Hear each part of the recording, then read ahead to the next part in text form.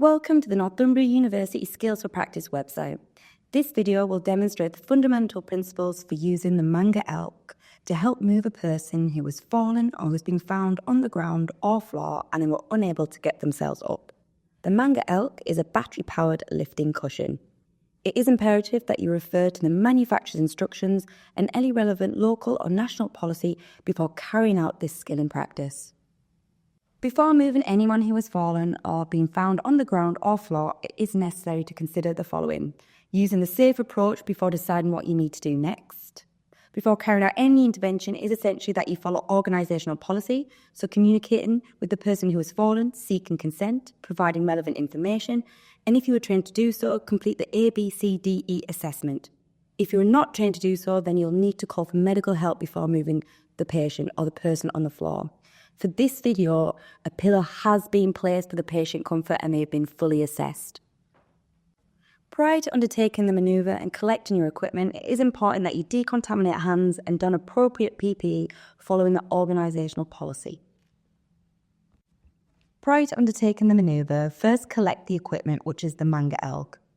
Once you open it by removing the stability bar, you will find that the Mangar elk comes with a 4-way hand control, tubing, and there should also be a charged airflow 24 compressor.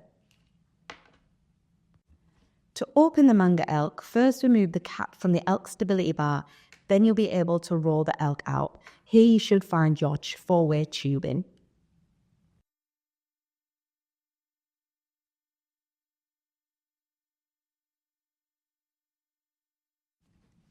Once the Mangar elk has been rolled out, you'll be able to see that the top is where the instructions are, so this is where the patient is placed. You'll also find the instructions. Here, these are the manufacturer guidelines on how to use, how to clean, and so forth.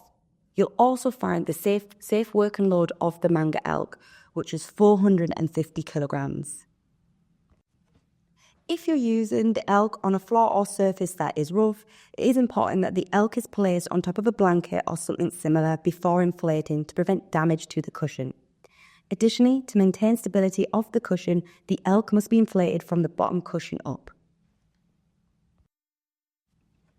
If the person is unable to move themselves onto the elk, roll the person onto their side, which would mimic the recovery position. So this way the elk can be rolled on itself and placed behind the person.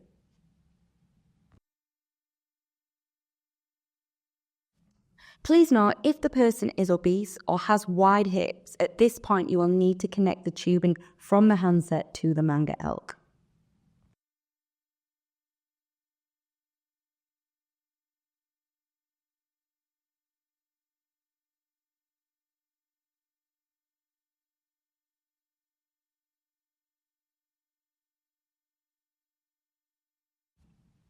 Once the patient is on the Mangar elk, you then need to reinsert the stability bar.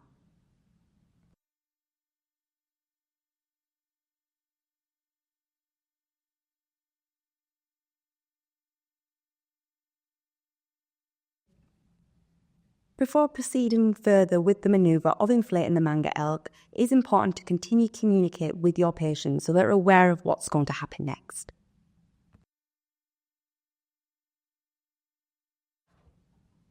The next stage is to connect the tubing to the Mangar elk. You'll see that the tubing is colour-coded as well as numbered. So you need to connect the red coloured portal to the portal on the Mangar elk and so forth with yellow, blue and black. When you are connecting, you should hear an audible click, and this will tell you that it's been properly connected.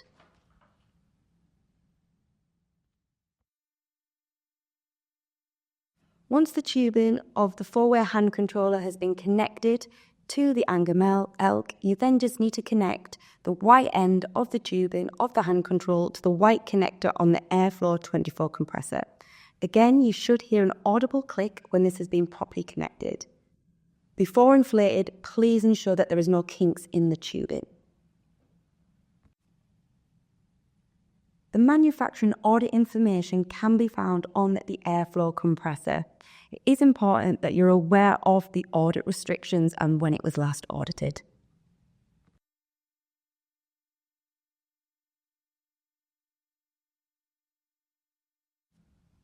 Once the person is sat up on the Mangar elk, one member of staff should position themselves behind the person to provide support.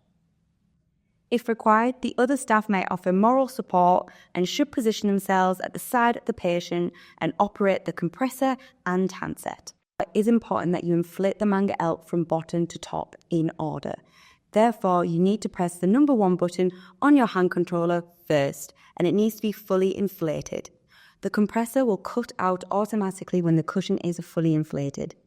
You then need to check the person's alignment and comfort before continuing on to number 2. It's important to note that staff may need to support the person if they're starting to feel unsteady. This might require asking the person to adjust themselves. It might include moving their feet and legs towards the elk as the elk inflates. So now you just need to continue inflating the cushion in order. So cushion 2, 3, and 4. And each time before inflating the next cushion, ensuring the patient is comfortable and is feeling stable and repositioning their feet.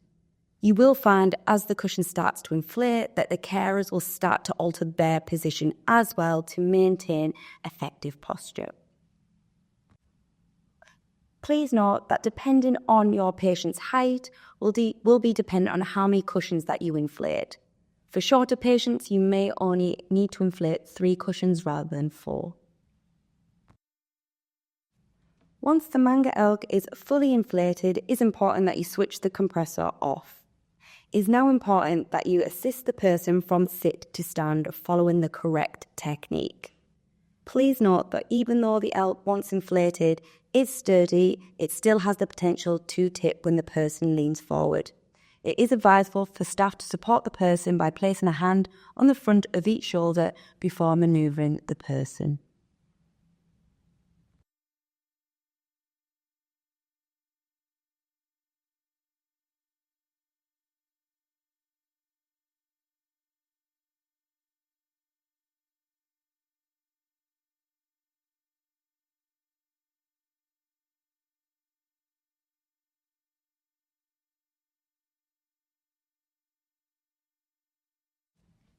Once you have successfully inflated the Mangar elk and manoeuvred the patient from the floor, you now need to look at deflating the elk.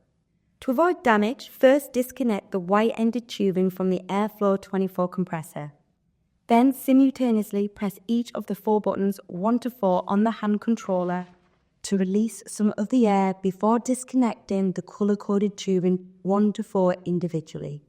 Please note, as the cushion are under pressure when inflated, if you do this, it will be quite noisy and it can frighten patients.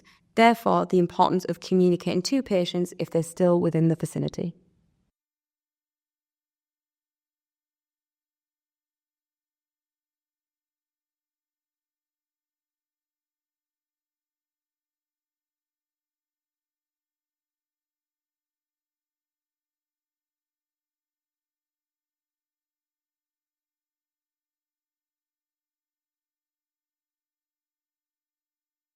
Please ensure that you decontaminate the equipment following the manufacturer's instructions and that you pack and store it away correctly. Note the Airflow 24 compressor must always be left on charge when it is not in use. Then please remove your PPE and decontaminate your hands. And if required, document in the notes the manoeuvre that you have carried out. Thank you for watching. We hope this has been helpful and that you'll watch some of the other videos that have been developed as part of the Northumbria University Clinical Skills video series.